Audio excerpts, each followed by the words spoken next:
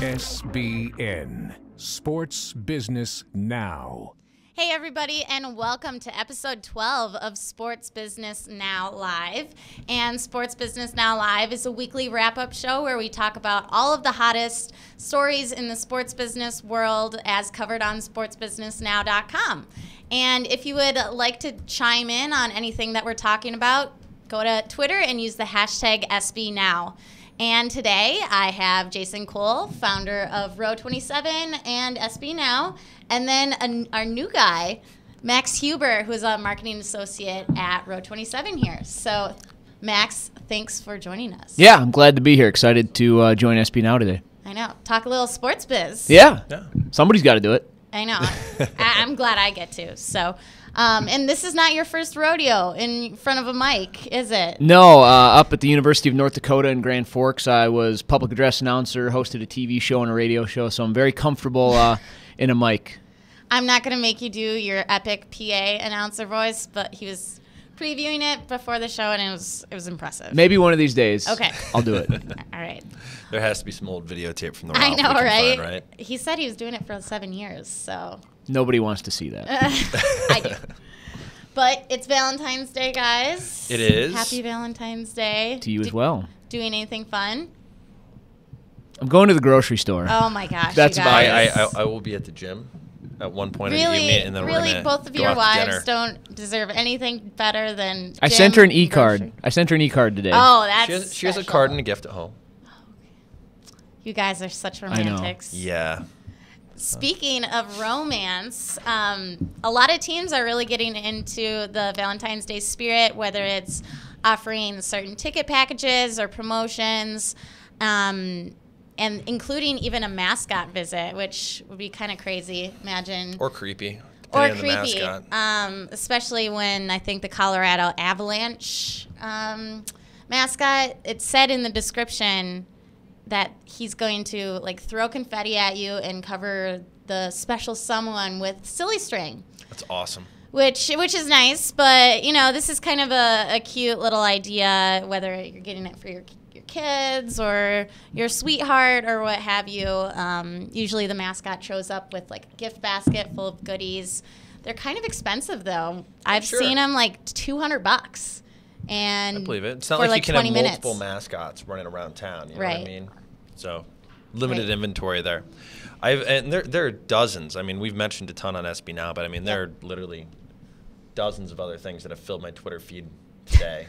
I can't tell you how many minor league baseball teams where there's like some I local bet. news channel covering the mascot going somewhere.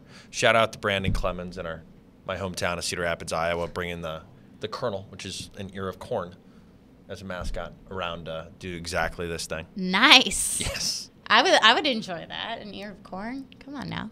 Walking, talking. But the Nashville Predators actually have done this really quite well, at least in my opinion.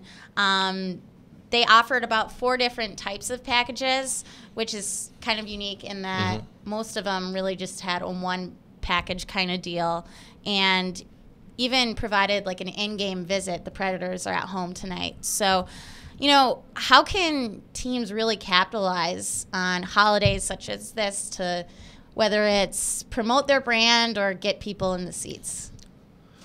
Well, I think the mascot's a great, everything they're doing here is great. And anytime you're creating a unique event or something that someone's going to want to attend or tie in additional revenue opportunities, I mean, you're brand building a better relationship with the fans that you're able to touch. And, Right. you know, making money. I was going to say the aspect for me that really touches the mascot visit. The fact that fans can't get that every single game. There might be a small mascot visit here or there, but the fact that they actually come down to your seat and get to celebrate this with you, I mean, not only Valentine's Day, you could do this with a number of different events. It really gives that fan a memory that's going to last with them, and when they come back or when they tell people about it, they're just going to be able to spread that message for the team, and it's really going to make a huge impact, I believe. Oh, absolutely. We were at the Swarm game last weekend, and Minnesota Swarm, shout out, great game. And Buzz, the mascot, came up to our box and definitely gave one of my friends, a huge hug, and it's actually pretty funny. So, like you said, memory that It's just kind of a cool thing. And the other thing we saw at the Swarm game was a wedding, actually. That Really? was like walking through and coming out, because they had met at the Swarm game. So it was like Oh, before the cool. reception, they stopped in there at halftime. I don't know if you saw that. No, I didn't. Which kind of ties into what the Jaguars were doing Yep. with their Sweetheart contest. Yep. Which I thought was kind of neat. I mean, you never know. Every married couple has a unique story of how they met. So I'm sure that they had some great entries here for the Jaguars, and be interesting to sort of see who ends up winning that contest after today. Yeah, definitely. And they also, a lot of teams had a strong community tie-in, which was really great as well. The Washington Capitals, they actually had a puck along with Hershey Kisses kind of celloed and done up into a cute package for sale for $40. Each puck was autographed by a player, and all but 5 pucks had autographs. So the empty ones actually meant that you won the opportunity to meet Nicholas Backstrom and have him sign it after the game, which is really cool. They only had 300 pucks, I believe, and it was $40. They sold out under an hour, raised over $18,000 for their foundation. The nice thing about that one is everybody walks away a winner. Exactly. Either you have that autographed puck or you're going to meet Nicholas Backstrom. So with a lot of other contests or things of that nature, somebody's going to buy a puck maybe for a chuck a puck and throw it on the ice, and then it's done. Right. This one, they keep that puck or they meet Nicholas Backstrom. So it's a win-win really for everybody. Yeah, no, I thought that was really creative and obviously a huge success. So great job on that. And then, Valentine's Day means that it's almost spring training time, which I know you're excited about. I'm a little bit excited. I guess, pitchers and catchers reported, 2 days ago, yesterday? Yep. So, baseball is on the horizon, and the Red Sox are actually doing something really cool over social media. And we've talked before about University of Miami creating a Spanish-only Twitter account, and now the Red Sox are in Japanese, apparently. So that's pretty cool. They have 2 Japanese players on their roster. Not even going to try to pronounce their names because I will butcher them madly. But, Japanese, they had Dice K on their roster for quite a while. He was a fan favorite and really tapping into the Japanese market here. I'm surprised that they're the first, to be honest with you. I mean, Japan's probably the second biggest baseball nation in the world. Definitely is from a dollar standpoint. Right. And a lot of teams have had a close tie-in there. I mean, especially the Mariners for over a decade of Ichiro had a huge tie-in there. The Yankees have always worked really hard to make sure they have a tie-in. Different points in times the Dodgers have been. So this is an inventive opportunity. And it's one of those things. I mean, if you look at how the NBA became sort of a preeminent global sport, I mean, it was efforts like this from a league level and from an each team level and from branding specific players in their home countries to grow the sport. And baseball is really a sport that needs to be grown. Yep. You're not seeing the rush sort of in baseball that you have in other sports here in the United States of America. So expanding the international markets, expanding those fan bases is key. I think the teams have to do it. Having a former coworker who was from Japan, he was a huge Red Sox fan. This is going to speak right to him and all, like you said, those fans that are overseas, are somewhere else, and have a connection to some of these teams. Right. I think it's just gonna blow up now. And like you said, there's going to be Chinese ones. There's going to be Korean X. Portuguese. Yeah, it's going to be. It's going to get huge. And just think of what that actually even does for jobs for people. You're going to have somebody that can speak this language and can tweet and send messages out to these fans. So peripherally, it's going to be enormous. I'm surprised it hasn't happened on a league level yet, as far as having the MLB having just one. That's a great point. I'm surprised BAM hasn't done that with specifically a Japanese presence. That's a great point, Holly. Yeah. So, and in 2011, actually, they created a Spanish Twitter account along with the Yankees. So, kind of those 2 main market teams. And actually, I read today that Kobe Bryant just created a Sina account, I believe, which is like Twitter in China, and because Twitter is blocked in China, so he already has like 200,000 followers or something like that. So he's getting on the cutting edge of that kind of thing too. So. And it's interesting the Chinese aspect, because the other day with like the Timberwolves and other teams, they celebrated the Chinese New Year with warm-up shirts that were celebrating it. So the NBA completely understands the importance of China being the world's largest country and getting those fans. Being able, since Yao Ming, and he's no longer playing, but you still have to find ways to... He's still an icon, He's still an icon, and you still have to find ways to reach these fans as well. Speaking randomly, did anyone see the picture of Yao Ming and J.J. Watt posing together on Twitter? Yes, oh, yeah. I did. That was probably one of the funniest things I saw this week. He retweeted it, and then, you know, the Houston Texans did as well. And, I mean, he looked tiny for once, you know? One of the biggest men in the NFL was a foot shorter than Yao Ming. Great tie-in. Bravo. And then moving on to a little bit of college basketball. Miami Hurricanes have been, I think, one of the most surprising teams of this season, and they're really trying to capitalize on that newfound, I guess, limelight for basketball, usually the football school. But Hurricanesports.com broadcasted on their UTV Live, which was a live video feed of Coach Laranga's team locker room speech, his pregame speech. Before they faced off against North Carolina on Saturday. Obviously, they won. They are undefeated in the ACC. So kind of giving fans an behind-the-scenes access point of the locker room, which was really off limits. And, you know, the Big Ten has dabbled in sneaking their cameras into, 30 seconds of the pregame speech or whatever. But that's obviously in a very controlled environment. The SIDs are, the media relation people are just cringing and just hoping that the coach doesn't reveal too much, swear, or whatever.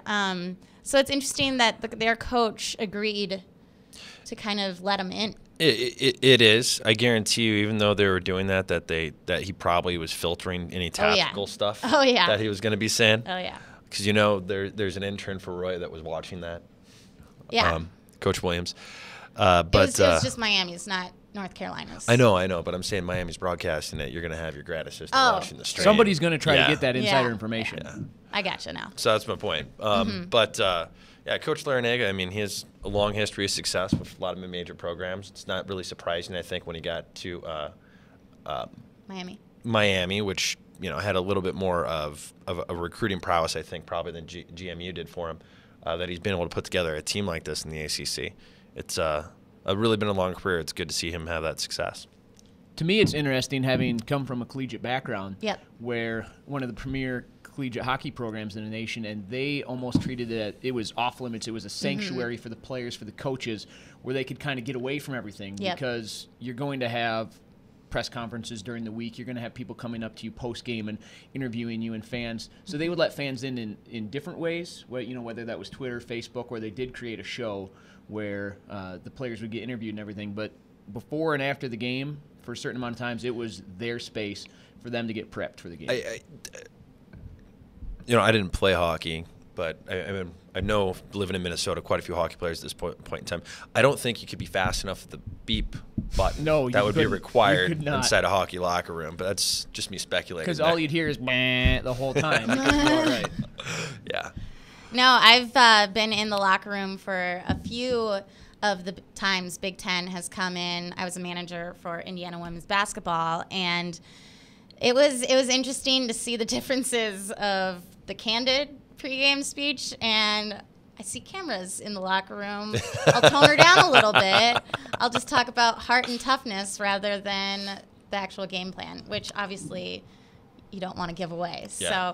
But it'll be interesting to see if, other athletic departments kind of grab hold onto this, or if this is just kind of a unique thing to Miami. It will be interesting. Yeah, I mean, you see it with some pro teams where, in the pros, they're going to pull a coach off the sideline and interview him while there's action going on, and they show a lot of the pregame and halftime speeches, usually a little edited and after the fact. But for the fact that this is in the NCAA, and to me, it's really cool. It's just it'll be interesting to see how well it works and if it progresses from here. Yep. And then shifting gears to the NBA. The NBA All-Star game is this weekend.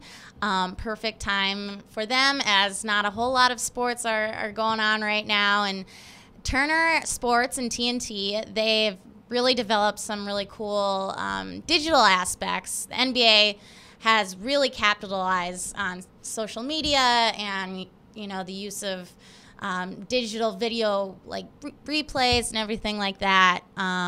They're delivering over 160 hours of programming in 5 days leading up to the All-Star game. So that's like more than 24 hours a day of programming. Yeah. Yeah. Absolutely. So they're just going to town. But yeah, so 20 That's hours awesome. of live streaming content on NBA.com. It's also a joint effort with the NBA. They also have the NBA All-Star Pulse, which is another really great thing. I believe they started it last year, where it shows you kind of the social pulse of Twitter, Facebook, who's getting talked about online from a player's perspective. That's really cool. Yeah. It is interesting, especially the fact that it's going to be going on all the time. And as we were talking about internationally, it'll be interesting to see kind of the time frames and how it'll shift as the world turns, you know what I mean? Yeah. Because you'll have fans that are over in China or Japan commenting on things or watching things at one point when the rest of us are getting our beauty rest. Exactly. And on the NBA Pulse site, it does show like when LeBron James is peaking in terms of engagement. There it is right there. So obviously Bron is getting a lot of love pre All-Star game here. So yeah, it'll be interesting because I think it will also track like the celebrity game, the slam dunk competition, obviously 3-point game, skills contest. They even had a media day for the All-Star And game. it's gonna be really interesting to see what actions these players take to sort of drive changes inside of this entire dynamic. Like LeBron had one of the most engaged tweets I've probably ever seen, just saying, "I'm not MJ. I'm LJ. I'm not MJ. I'm LJ this week," with thousands and thousands of people tweeting about him because of that. And it'll be interesting to see, if Derrick Rose does something while he's sitting on the sidelines, or if there's a plan with one of the brand endorsements that helps drive what probably is a fairly stable ranking, I would think, without outside action or something great happening on the court. If the NBA is smart, I think that they'll have some of their key players in this All-Star game, like LeBron, like Kobe, tweeting during the game. Anytime they come out of the game, send a tweet. I mean, give that fans that immediate MLB? interaction. I don't know. If I'm a sponsor, I think I'd be smart to be doing that right now. It would be smart. Yeah. Now, the next thing, slam dunk contest, if somebody's able to tweet and dunk at the same time, they're going to win. Or take like a self-portrait. Yeah. Like a selfie, Yeah. Yeah. and then Instagram it, and then post it to Twitter and Facebook. It'd be pretty cool. All before they land. Exactly. All right, Blake Griffin's going to have to do that one, I guess. Yeah. And, the MLB introduced that this year where they allowed players to tweet from the dugout during their All-Star game. On a T-Mobile phone, of course. I don't know if Or it is was that just gonna be called because to the they had bullpen? computers set Oh, up, like, nice. kind of stations or what have you. So it would, and, like you said about the LeBron point about the I'm not MJ, I'm LJ. I mean, SportsCenter turned that into, granted, SportsCenter is obsessed with LeBron James, but they turned that into a 20-minute conversation all of a sudden. So if these players were smart to really get, Was it Skip Bayless? Just ask. it was, I don't know, it was on SportsCenter. It wasn't Okay. on First Take. So if these players were smart, they would do something creative like that. All right, moving on now to more of the sponsorship side of the business. Atlanta Track Club, which they are the race organizer for the AJC Peachtree Road Race. And they are actually, it's the largest single-day event in Atlanta, like 200,000 spectators, 60,000 runners. It's the world's largest 10K event. And so obviously it's a huge race, but they're actually doing something very, very interesting, as they're offering a $5,000 credit to their sponsors who have the best activation surrounding the race. Obviously, it's a huge race, so there's going to be big brands there. But to really encourage that brand activation, I think is something that's really neat. That's really smart, especially at an event like this. You're getting the spectators to show up because your sponsors are doing things that are engaging and not just putting up a sign and passing out pamphlets. So that's really inventive. First time I've ever heard of anything like that, and that probably will go a really long way to incentivizing activity. It reminds me of the X Prize for our first privately funded space flight. They put like $10 million up or something like that, and they generated $180 million of investment into doing that. I mean, putting this $5,000 up, how many more dollars are sponsors going to be spending to try to win this or try to make sure they have better engagement because they know the competitors or other people competing for attention are going that extra mile? And the Atlanta Track Club has to know that the more money they put in to try to win this $5,000, it's just going to be more beneficial for them. They're going to get the message out there because the sponsor's probably not just going to say, hey, it's Delta. They're going to say, hey, it's Delta at the Atlanta Track Club Peachtree Road Race. They're going to push that, and there's 20,000 people there, 200,000 people. There's still people that aren't there, and this could get even bigger and bigger with more people showing up and attending. Yeah, I thought it was really smart, too, that they broke the contest down into kind of three main categories, which was employee participation, so having the sponsors' employees really getting involved, community engagement, and then customer engagement as well. So you're not only increasing, your visibility within the community, but, you're having Delta or another brand have their employees and families participate in the race, just getting more people there.